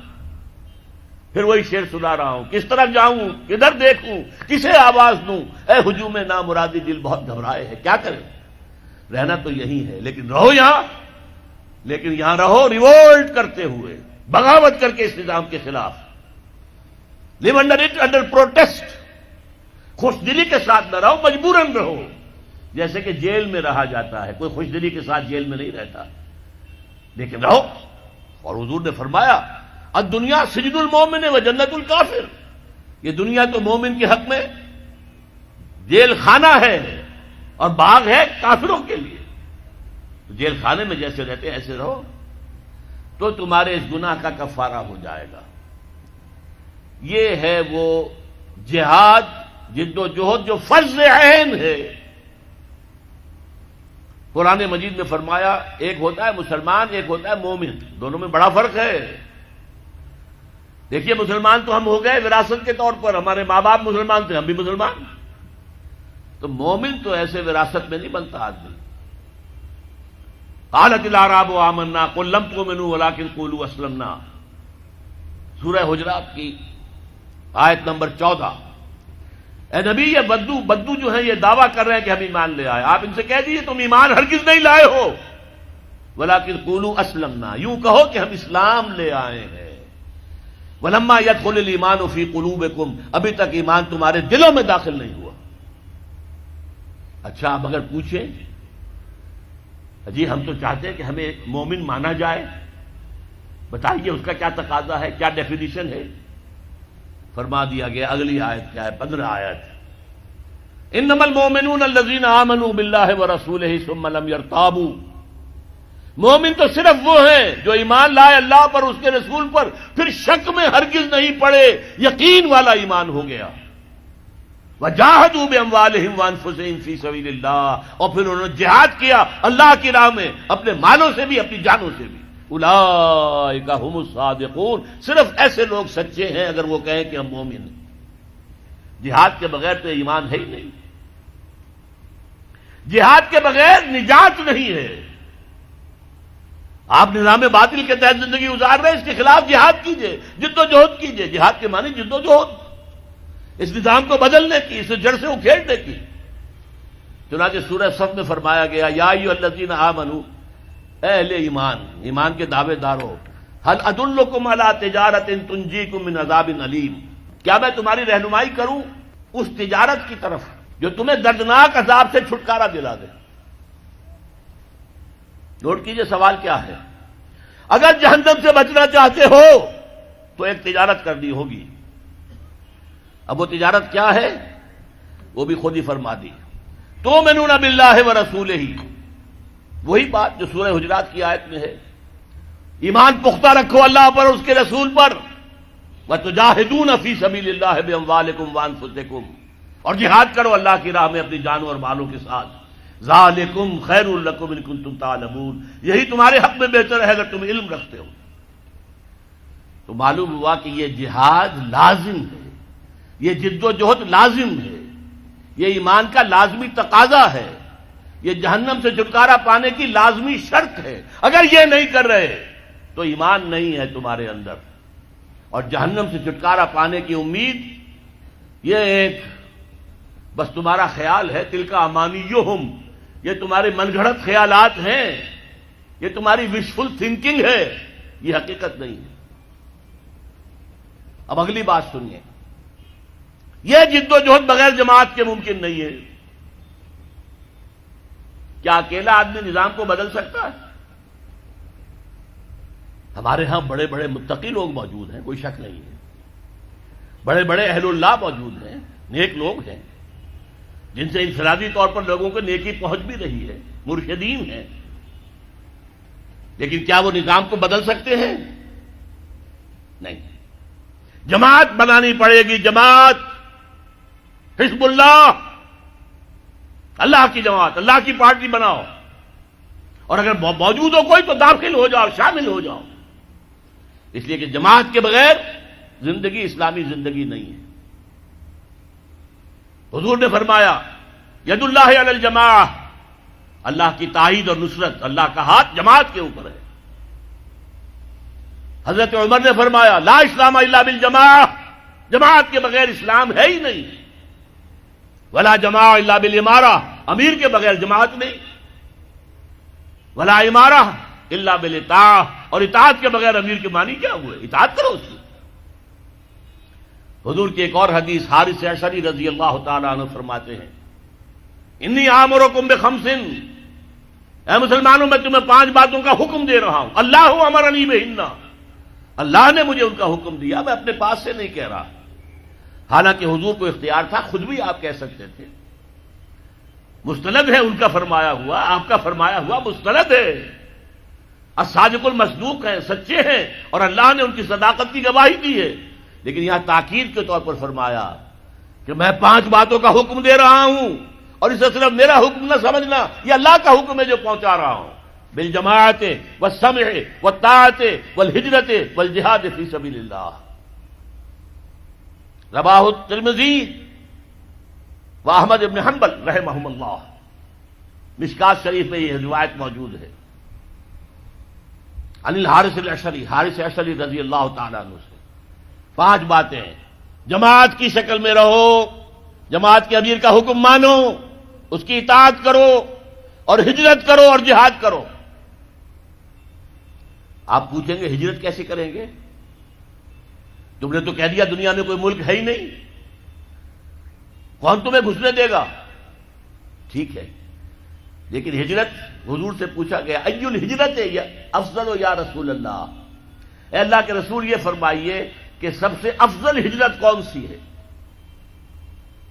جواب سنیے، ان تہجر کل ما یکرہہ، ہر اس چیز کو چھوڑ دو جو تمہارے رب کو پسند نہیں ہے، یہ ہجرت ہے۔ سود سے ہجرت کیجئے، آج رات فیصلہ کیجئے کہ مکان اگر سودی قرض پر ہے بیچ دوں گا اور کسی چھوٹی کٹیا میں رہ لوں گا، فیصلہ کیجئے، یہ ہجرت ہوگی۔ گھر میں شرعی پردہ نہیں ہے تو ابھی فیصلہ کیجئے کہ شرعی پردہ نافذ ہوگا، یہ ہجرت ہے۔ اور افضل الہجرہ، ای الہجرت افضل یا رسول اللہ، اے اللہ کے رسول سب سے افضل ہجرت کون سی ہے؟ فرمایا ان تہجر کل ما یکرہہ، ہر اس چیز کو چھوڑ دو جو تمہارے رب کو پسند نہیں ہے۔ اور اس سے اگلی ہجرت آئے گی آخری اونچی، جب اللہ کے دین کو قائم کرنے کا مرحلہ آ جائے، اور جب قوت کے ساتھ مقابلہ ہو، گولیاں چلیں، سینوں کو چھلنی کیا جائے، اس وقت اگر وہاں شامل ہونے کے لیے گھر بار کو چھوڑ کر، بیوی بچوں کو چھوڑ کر وہاں گئے تو یہ ہجرت ہے سب سے اونچی ہجرت۔ اور جہاد کے بارے میں پوچھا گیا ای الجہاد افضل یا رسول اللہ، فرمایا ان تجاہد نفسک فی طاعت اللہ، سب سے افضل جہاد تو یہ ہے کہ تم اپنے نفس کے خلاف جہاد کرو، اسے اللہ کا مطیع بناؤ.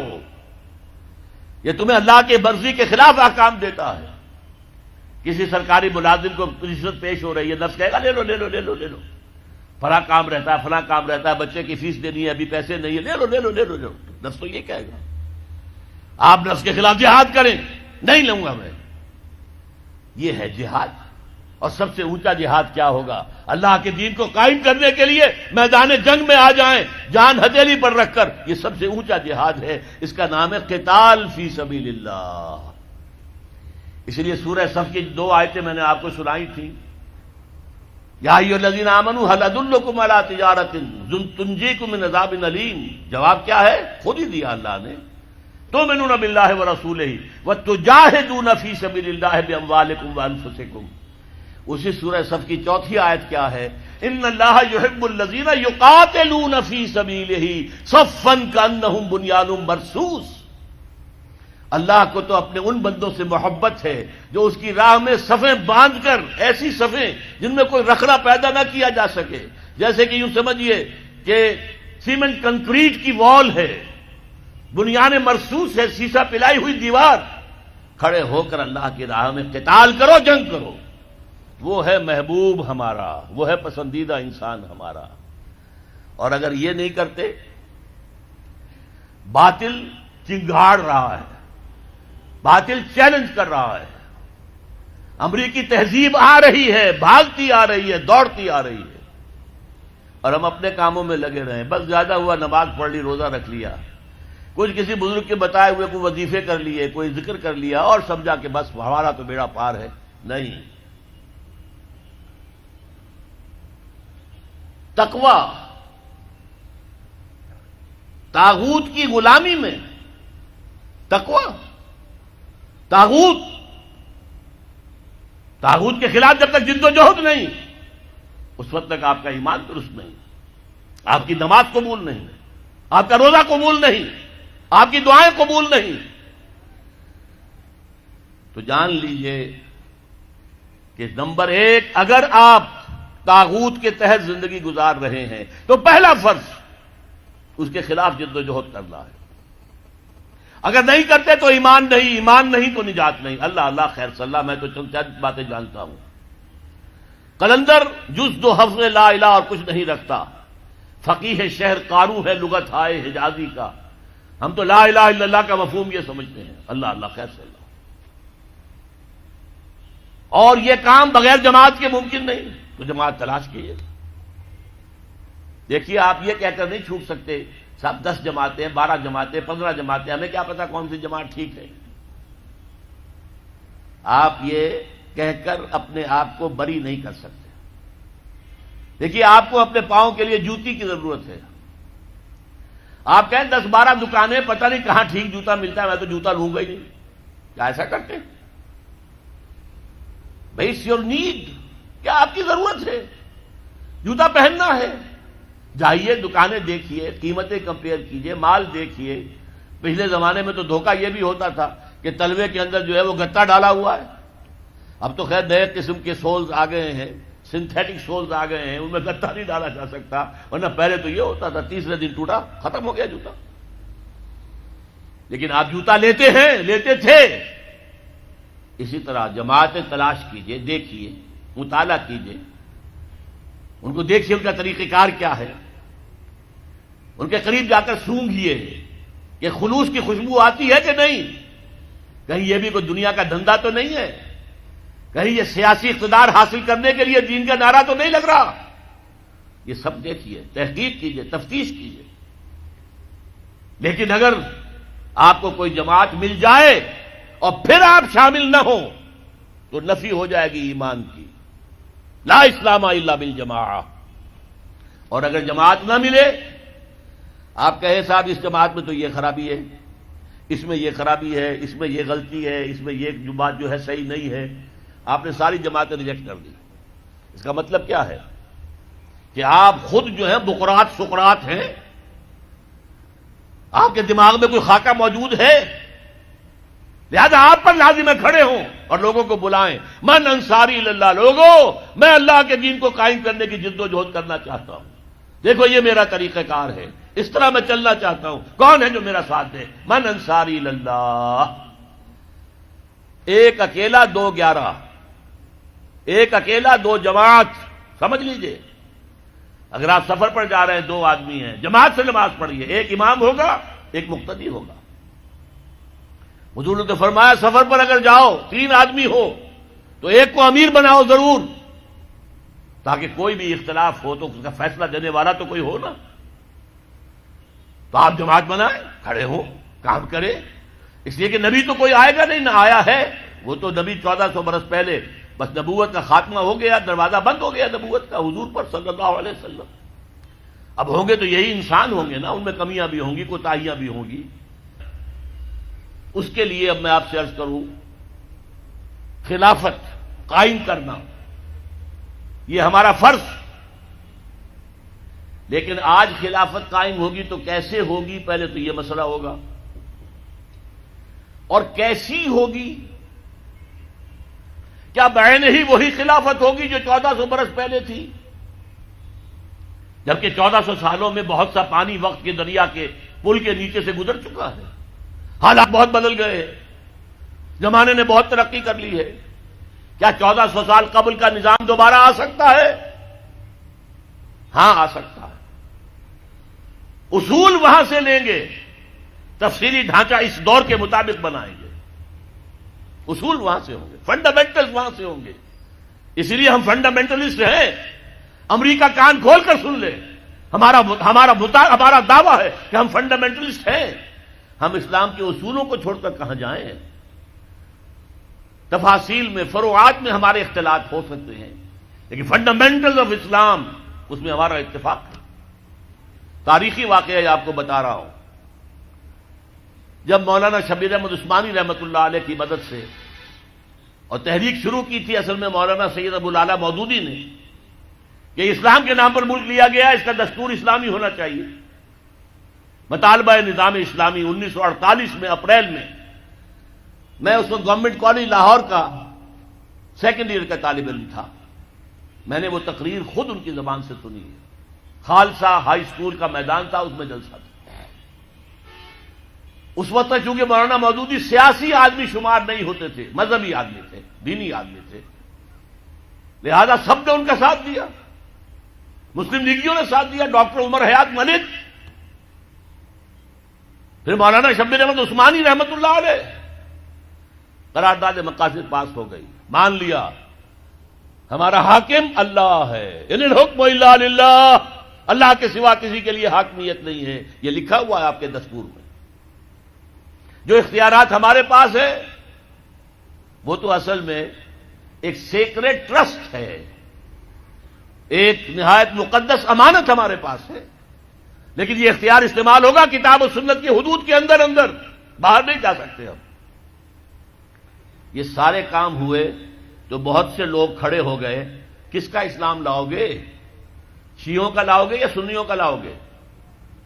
دیوبندیوں کا لاؤ گے یا بریلویوں کا لاؤ گے؟ حنفیوں کا لاؤ گے یا اہل حدیثوں کا لاؤ گے؟ بتاؤ تو صحیح۔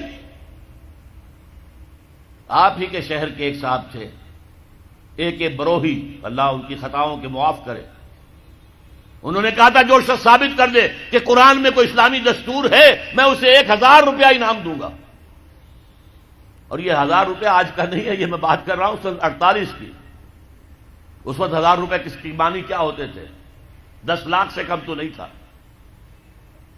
لیکن اس وقت کیا کیا؟ علماء نے چیلنج قبول کیا، تمام فرقوں اور تمام مسالک کے مذہبی ان کے نمائندہ چوٹی کی قیادت جمع ہو گئی کراچی کے اندر، 31 علماء، اور انہوں نے 22 نکات متفق علیہ مرتب کر کے دے دیے۔ ہم اس پر مطمئن ہیں، متفق ہیں، شیعہ بھی، سنی بھی، اہل حدیث بھی، بریلوی بھی، دیوبندی بھی، جماعت اسلامی بھی، سب کے دستخط موجود ہیں، ہم سب اس پر متحد ہیں، بناؤ ان اصولوں کے مطابق دستور۔ تبھی تو اللہ کے فضل سے سن 56 کا دستور تیار ہو گیا تھا۔ چودھری محمد علی نے بڑی محنتیں کی تھی، اللہ تعالیٰ ان کی قبر میں نور پیدا کر دے، لیکن امریکہ کو کفر کو پسند ہو سکتا تھا کہ یہاں پہ ایک اسلامی نظام قائم ہو جائے؟ یہ بیچارے افغانوں نے سوائے چند سزاؤں کے اور تو کچھ اسلام ابھی نافذ نہیں کیا تھا. بغیر برقعے کی عورت سڑک پر نہیں آئے گی، گھر میں رہے. باہر آئے تو برقع لے. چور کا ہاتھ کٹے گا، قاتل سے قصاص لیا جائے گا. میدان میں لے آئے، اسٹیڈیم میں لے آئے، یہ قاتل ہے اور اس نے قتل کیا تھا خنجر بھونک کر سینے کے اندر. اب اس کا وارث کوئی نہیں ہے، صرف بیوی ہے. بیوی کے ہاتھ میں خنجر دے دیا گیا، گھونپو اس کے سینے کے اندر. جب یہ قصاص شروع ہوا تو اب کسی کے اندر جرأت تھی کسی کو قتل کرنے کی؟ لہذا وہ اسلام کی کچھ نہ کچھ جو برکتیں ہیں وہ ظاہر ہو گئی اور امریکہ کھل گیا. اس کو کھل گئی یہ شے کہ اگر یہ نظام کہیں دنیا میں آ گیا تو ہمارا نظام کہاں رہ جائے گا. اس کا سب سے بڑا ثبوت کیا ہے؟ ڈاکٹر جاوید اقبال ماڈرنسٹ ہیں آج کی امریکن اصطلاح کے تحت، سیکولر مزاج کے آدمی ہیں علامہ اقبال کے بیٹے. لیکن وہ بھی جب گئے تھے طالبان کے دور حکومت میں 10 دن گزار کر آئے کابل میں اور آ کر کہا مولانا سمیع الحق صاحب کا مدرسہ ہے کوڑا خٹک میں، وہاں تقریر کی کہ جو حالات میں آج دیکھ کر آیا ہوں کابل میں، اگر چند اور مسلمان ملکوں میں وہ حالات پیدا ہو جائیں تو ساری دنیا اسلام لے آئے گی. یہ قول ہے ڈاکٹر جاوید اقبال پسرے علامہ اقبال کا. بہرحال وہ نظام قائم کرنا ہمارے ذمے ہے، ہمارا فرض ہے. اس کے بغیر ہماری زندگی، اگر ہم اس کے لیے جد و جہد نہیں کر رہے تو زندگی حرام ہے، زندگی ناجائز ہے، زندہ رہنا کفر ہے. ہاں اگر جد و جہد کریں، جو میرے لیے ممکن ہے میں کر جاؤں، جو آپ کے لیے ممکن ہے وہ آپ کریں، تو پھر اللہ تعالیٰ معاف کرے گا. اے اللہ ہم نے اس نظام کو ذہناً قبول نہیں کیا، we never reconciled with it. اے اللہ ہم نے تن من دھن لگایا تھا، اے اللہ میں نے جائیداد نہیں بنائی، اے اللہ میں نے کچھ اپنی اولاد کے لیے نہیں چھوڑا، کوئی ترکہ نہیں چھوڑا، کچھ نہیں. اے اللہ میں نے اپنا وقت لگایا ہے. میں آپ سے کہہ سکتا ہوں یہ کوئی فخر کی بات نہیں ہے، 40 برس کی عمر کے بعد حضور نے کوئی کاروبار دنیاوی نہیں کیا. یہ معلوم ہے آپ کو؟ بہت بڑے تاجر تھے، ایکسپورٹ امپورٹ کا بزنس. شام قافلہ لے کر جا رہے ہیں، وہاں سے قافلہ لے کر آ رہے ہیں. یمن قافلہ لے کر جا رہے ہیں، یمن سے واپس آ رہے ہیں. الخبر کے علاقے کے اندر لگتا تھا بہت بڑا تجارتی میلہ، وہاں جا رہے ہیں، واپس آ رہے ہیں. لیکن جب حکم آ گیا یا ایھا المدثر قم فانذر وربک فکبر، اے لحاف میں لپٹ کر لیٹنے والے صلی اللہ علیہ وسلم اب کھڑے ہو جاؤ، کمر کس لو، لوگوں کو خبردار کرو کہ مرنے کے بعد دوبارہ تمہیں زندہ کیا جائے گا، پھر تم سے حساب لیا جائے گا. فیما کنتم، کن حالات میں زندگی گزار رہے تھے جناب آپ؟ کیا اسلام کا غلبہ تھا؟ نہیں ہے اللہ، اسلام غالب تو نہیں. تم کوشش کر رہے تھے غالب کرنے کی، سوائے شرمندگی کے اور کیا ہاتھ آئے گا؟ اللہ تعالیٰ کی حجت تو قائم ہو جائے گی. میرے نبی کی ہڈیاں ٹوٹیں، میرے نبی کے دانت شہید ہوئے، میرے نبی کا جسم لہو لہان ہوا، میرے نبی کے چہرے کے اوپر تلوار کا وار پڑا جس سے 2 دندان آپ کے شہید ہوئے، اور خود جو پیدا ہوا تھا اس کی 2 کڑیاں گھس گئی رخسار مبارک کی اس ہڈی کے اندر. ان کو ایک صحابی نے دانتوں سے پکڑ کر کھینچ کر نکالنا چاہا، ان کے دانت نکل گئے، وہ ہڈی وہ نہیں نکلی، وہ کڑیاں لوہے کی. پھر جیسے بھی ہاں کر کے نکالا گیا تو خون کا فوارہ چھوٹا ہے، اتنا خون گیا کہ آپ بے ہوش ہو کر گر گئے اور خبر مشہور ہو گئی کہ حضور کا انتقال ہو گیا.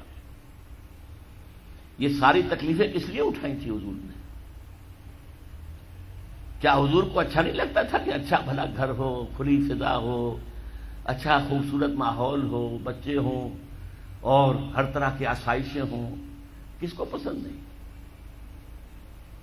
یہ صحابہ کرام کیا کر رہے تھے؟ فاقے کر رہے ہیں، فاقے پر فاقہ کر رہے ہیں. غزوہ خندق میں حکم ہو گیا مشورے کے بعد کہ خندق کھود دی جائے، دفاع کی ایک ہی شکل. اب سردی کا موسم ہے شدید، کئی وقت کا فاقہ ہے، پیٹوں پر اپنے پتھر باندھ رکھے ہیں اپنی چادروں کے ساتھ کس کر کہ پیٹ دوہرا نہ ہو جائے، کمر دوہری نہ ہو جائے. حضور کے پاس آ کر شکوہ کیا ہے، شکایت کی ہے، اللہ کے رسول اب یہ بھوک ہم سے برداشت نہیں ہو رہی. دیکھیے ہم نے اپنے پیٹوں کے اوپر اپنے کرتے اٹھا کر دکھایا, ہم نے پتھر باندھے ہوئے. آپ نے اپنا کرتا مبارک اٹھا کر دکھایا, 2 پتھر بندھے ہوئے. اور اس وقت پھر جب خندق کھد رہی تھی تو صحابہ کرام آواز میں آواز ملا کر کہہ رہے تھے, نحن الذین بایعوا محمدا علی الجہاد ما بقینا ابدا. ہم وہ لوگ ہیں جنہوں نے محمد سے بیعت کی ہے جہاد کی صلی اللہ علیہ وسلم. فداہ آباؤنا و امہاتنا. اب یہ جہاد جاری رہے گا جب تک کہ ہمارے جان میں جان ہے, جب تک جسم میں زندگی ہے, یہ جہاد جاری رہے گا. یہ ہے اسلام. یہ شہادت گاہ الفت میں قدم رکھنا ہے. لوگ آسان سمجھتے ہیں مسلمان ہونا. مسلمان تھے صحابہ کرام رضوان اللہ تعالی علیہ اجمعین. جیسے انہوں نے آپ کو وہ جو ایک شعر ہے اکبر الہ آبادی کا, تو خاک میں مل اور آگ میں جل, جب خشت بنے تب کام چلے. وہ باقاعدہ انگاروں پر لوٹے ہیں. آپ کو معلوم ہے حضرت خباب بن الارت رضی اللہ تعالی عنہ کو بلایا گیا, آؤ, آ گئے. ان کی نگاہوں کے سامنے دہکتے ہوئے انگارے زمین پر بچھائے گئے. اتار دو کرتا, اتار دیا. لیٹو ان کے اوپر, لیٹ گئے. اب جب ان پہ انگاروں پر لیٹے ہوئے تھے تو کھال جلی پیٹھ کی, اور پیٹھ پر چربی ہوتی ہے, چربی پگھلی, اس سے وہ انگارے ٹھنڈے ہوئے. وہ ہاتھ نہیں اٹھایا انہوں نے, کیونکہ حضور کا حکم تھا, نو ریٹیلیشن, کوئی جوابی کارروائی مت کرو. جو ستم آتا ہے جھیلو, جو ظلم ہوتا ہے برداشت کرو, جو تکلیف آتی ہے جھیلو اور برداشت کرو. لہذا اگر ایک آدمی سمجھے کہ مجھے تو یہ زندہ کباب بنا دیں گے تو اجازت ہو تو 2-4 کو مار کر مرے گا, ایسے نہیں مرے گا. بلی بھی آپ پر جھپٹ پڑے گی, کیا اس کی جان ہے, 1 کلو کی ہوگی, 1.5 کی ہوگی. لیکن اگر آپ کارنر کر دیں اسے نظر آئے کہ اب میرے پاس کوئی راستہ نہیں ہے, کوئی اسکیپ نہیں ہے, وہ آپ پر حملہ آور ہوگی اور آنکھ پر آئے گی, سیدھی آنکھ نکالنے کی کوشش کرے گی پنجے سے. لیکن حضور کا حکم کیا تھا, کفو ایدیکم, اپنے ہاتھ بندھے رکھو, no retaliation whatsoever, even in self defence. یہ ساری جد و جہد, یہ ساری محنت محمد الرسول اللہ والذین معہ اشداء علی الکفار رحماء بینہم تراہم رکعا سجدا یبتغون فضلا من اللہ ورضوانا. اب ان کو پھر اللہ تعالیٰ نے جو اجر و ثواب دیا ہے اس کا ہمیں اندازہ ہو ہی نہیں سکتا. اب میں ایک بات اور آپ کو بتا دوں, اگر عبادت, یہ تقاضا ہے کہ ہماری عبادت پوری ہونی چاہیے. اجتماعی زندگی ہماری اگر اسلام کے تحت نہیں آئی تو ہماری عبادت جو ہے وہ جزوی ہے, اور جزوی عبادت اللہ کو قبول نہیں. افتؤمنون ببعض الکتاب وتکفرون ببعض فما جزاء من یفعل ذلک منکم الا خزی فی الحیاۃ الدنیا ویوم القیامۃ یردون الی اشد العذاب وما اللہ بغافل عما تعملون. اچھا, بات سمجھ میں آ گئی. جد و جہد کرنا فرض ہے, اس کے لیے جماعت فرض ہے, اس کے لیے تلاش کرو جماعت.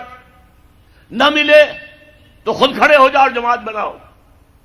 لیکن اس میں ایک درمیان میں ہنٹ دے دوں, جماعت کی اگر تلاش کرنی ہے, نئی جماعت بنانا آسان کام نہیں ہے.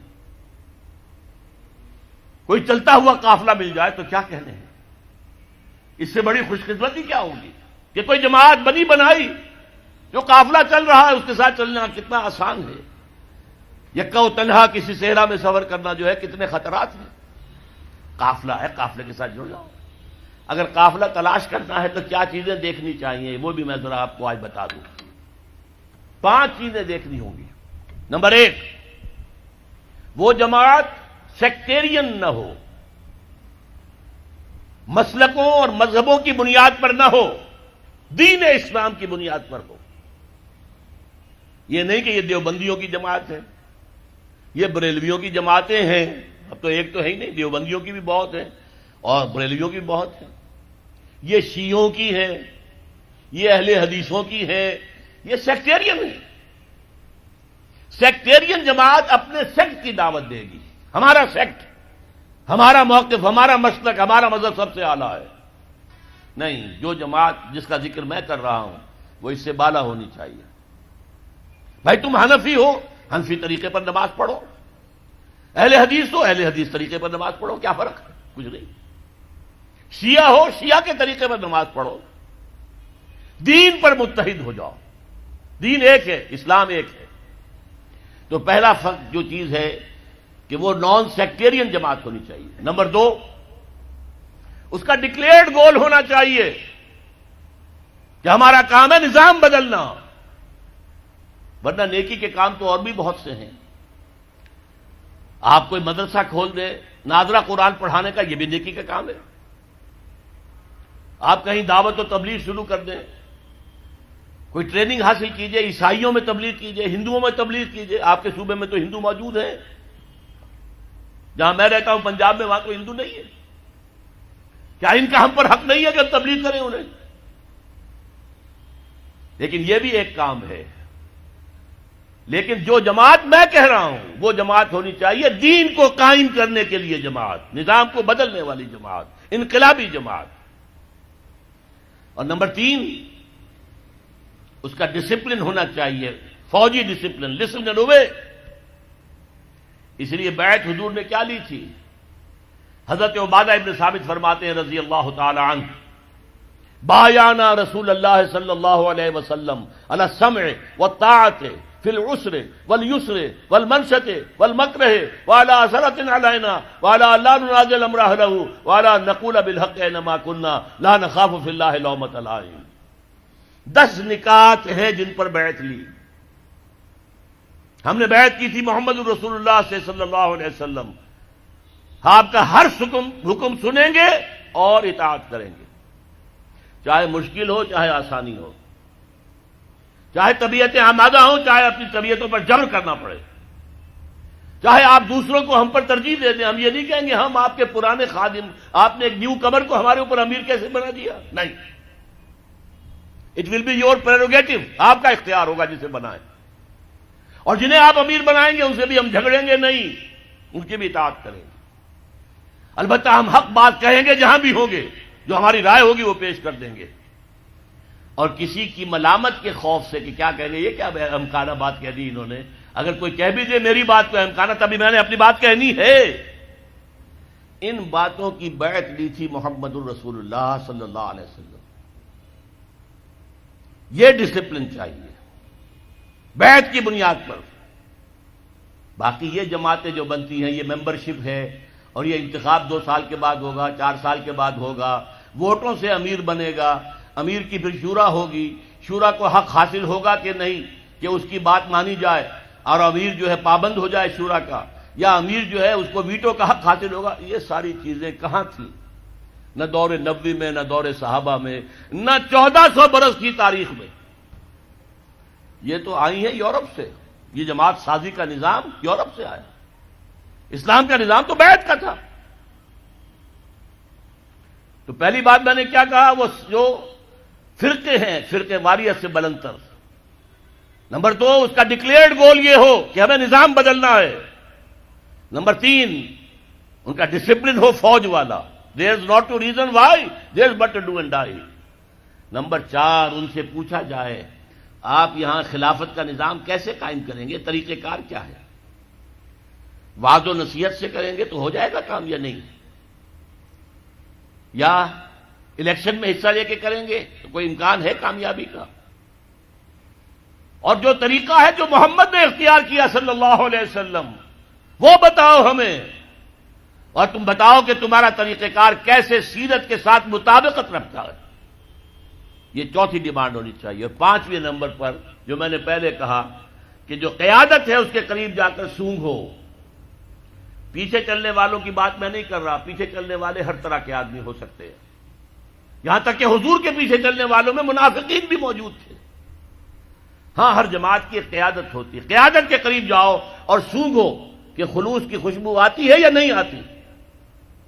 یہ 5 باتیں تلاش کرو، اگر جماعت مل جائے ان 5 باتوں کے اوپر پوری اترنے والی، اس میں شامل ہونا فرض ہے، فرض ہے، فرض ہے۔ یہ ہے وہ دعوت جو میں آج آپ کے سامنے لے کر آیا، اور مجھے امید ہے یہاں 2 ہی طرح کے لوگ ہیں، یہ ہندوستان سے لوگ آئے، انہوں نے کس لیے ووٹ دیے تھے مسلم لیگ کو؟ پاگل تھے؟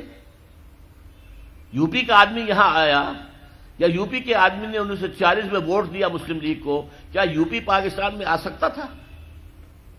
تو پاگل تھے کہ نہیں؟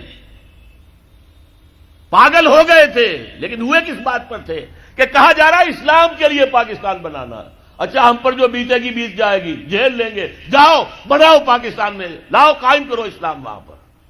اسی لیے آئے تھے نا، گھر بار چھوڑ کر آئے، اپنے باپ دادا کے مکان، باپ دادا کے جو شہر ہیں جہاں باپ دادا دفن ہیں، کس کو محبت نہیں ہوتی؟ اور یہاں کے لوگوں نے جس طرح اوپن آرم کے ساتھ، کھلے بازوؤں کے ساتھ انہیں خوش آمدید کہا، سینے سے لگایا۔ بعد میں نہ معلوم کس کس کی سازشیں ہیں، کیسے کیسے کام ہوئے ہیں، کون کون سی ایجنسیز بیچ میں پڑی ہیں کہ بعد میں نفرت بھی پیدا ہوئی، لڑائیاں بھی ہوئی، دنگا فساد بھی ہوا، قتل و خون بھی ہوا۔ لیکن جب پاکستان بنا تھا اس وقت کی فضا یاد کیجئے۔ میں 3 کتابوں کے سیٹ بنا کر لایا ہوں۔ خطبات خلافت، خلافت کی اصل حقیقت کیا ہے، ایسنس کیا ہے خلافت کا، جب تک نبوت جاری تھی خلافت کی کس طرح کی تھی، نبوت ختم ہو گئی تو خلافت میں کیا تبدیلی آئی، خلافت راشدہ کیا ایگزیکٹلی وہی نقشہ دنیا میں دوبارہ آ سکتا ہے؟ اگر کوئی نقشہ اب بنے گا تو کیسا بنے گا؟ سیاسی نظام کیا ہوگا، معاشی نظام کیا ہوگا، سماجی نظام کیا ہوگا، اور سب سے بڑھ کر یہ کیسے قائم ہوگا، یہ میرے خطبات خلافت نامی کتاب کے اندر موجود ہے، اس کا مطالعہ کیجیے۔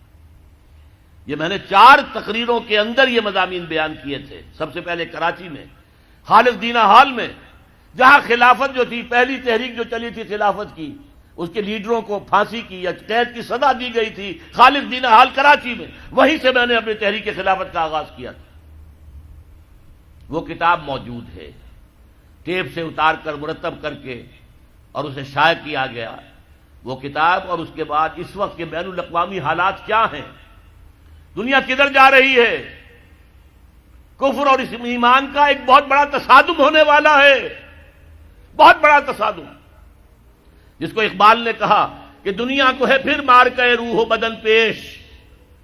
سنیے غور سے، دنیا کو ہے پھر مار کے روح و بدن پیش، بدن میٹیریل، روح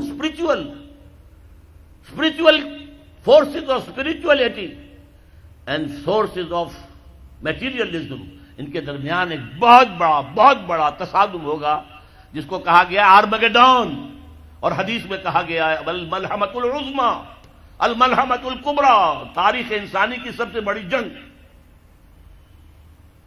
یہ سب کچھ ہونے والا ہے، آ رہا ہے، لہذا ٹائم ہمارے پاس بہت کم ہے۔ بین الاقوامی حالات کا تجزیہ میں نے ایک تقریر میں کیا، وہ بھی ایک کتابچہ ہے، اور بدقسمتی سے ہماری کوتاہیوں کی وجہ سے پاکستان جب جن خطرات سے دوچار ہے، پہلے ہندوستان ہمیں زہر دے کے مارنا چاہتا تھا، اب گڑ دے کر مارنا چاہتا ہے، اب امریکہ چاہتا ہے کہ پاکستان بھارت کے نیچے ہو کر رہے، جیسے کہ قرآن مجید میں آیا ہے کہ جو اہل کتاب ہیں یہود اور نصارہ، یؤتوا الجزیۃ عن ید وہم صاغرون، اپنے ہاتھ سے جزیہ پیش کریں، چھوٹے بن کر رہے، تو یہودی اور نصرانی رہ کر بھی نظام اسلام کے تحت رہ سکتے ہیں۔ وہ آج وہ کہہ رہے ہیں چھوٹے بن کر رہو، یہ خناس نکال دو اپنے دماغ سے کہ ہم برابر کے ہیں۔ اور وہ جو دوسری تقریر ہے، اس کا عنوان میرا، جب میں نے تقریر لاہور میں کی تھی تو اشتہار جو دیا تھا اس کا عنوان کیا تھا؟ کیا پاکستان کے خاتمے کی الٹی گنتی شروع ہو چکی ہے؟ And my answer was yes, Pakistan کے خاتمے کی الٹی گنتی شروع ہو چکی ہے۔ کیوں؟ جو اس کی مثبت اساس تھی اسلامی نظام، وہ تو ہم نے قائم کی ہی نہیں۔ ایک منفی اساس تھی ہندو کا خوف، وہ اب ختم ہو رہی ہے، دوستیاں ہیں، جفیاں پڑ رہی ہیں۔ بہرحال اگر اس کام کے لیے اٹھ کھڑے ہونا ہے، ہمت کرنی ہے، اگر صحابہ کرام کے نقش قدم کو سامنے رکھتے ہوئے اس پر قدم جما کر آگے چلنا ہے، تو ان چیزوں کا مطالعہ کیجیے۔ ہمارے اور جو پیمفلیٹس ہیں، کتابیں ہیں، لیفلیٹس ہیں، ہمارے اشتہارات ہیں، ہمارے جو ہیں کتابیں ہیں، اس کے علاوہ کتابچے ہیں، بہت کچھ ہے جو ہم نے پیدا کیا ہے، اس کا مطالعہ کریں اور پھر طے کریں کہ اگر شریک ہونا ہے تو اس میں شرکت اختیار فرمائیں۔ بس آخر میں اللہ سے دعا کرتا ہوں مجھے بھی اور آپ کو بھی اپنے دین کا خادم اور سپاہی بنا لیں۔ بارک اللہ لی و لکم فی القرآن العظیم ونفعنی وإیاکم بالآیات والذکر الحکیم۔